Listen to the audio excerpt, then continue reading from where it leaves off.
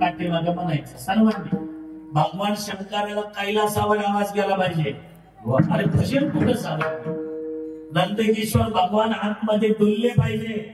आपल्या भजनामध्ये सर्वांनी टाळी वाजवायची आणि अंतःकरणापासून भगवान शंकराचं भजन. नमः